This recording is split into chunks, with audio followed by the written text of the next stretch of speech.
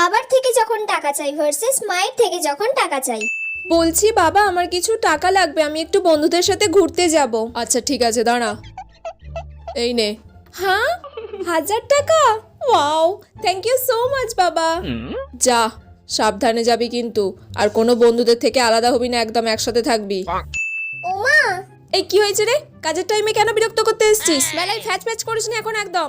মা যা এমনিতেই রেগে আছে, তার উপর যদি আমি টাকার কথা বলি জানি না কি বলবে আমাকে। আমি আসলে বলছি আমাকে ওই দু কত টাকা? ওই 200 টাকা দেবে? 200? বন্ধুদের সাথে ঘুরতে যাবি তার জন্য তো 200 টাকা প্রয়োজন? 20 টাকা আছে আমার কাছে, যদি লাগে তো বল, না হলে কাজের টাইমে বিরক্ত না করে এখান থেকে কেটে পড়।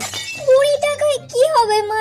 এখন তো 20 টাকায় কিছুই হয় না। 20 টাকায় মাত্র 8টা ফুচকা দেয় মা। 20 টাকা আমার কাছে আছে, তোর লাগবে? ছেড়ে দাও, আমার টাকা লাগবে না। Aratrika thank you.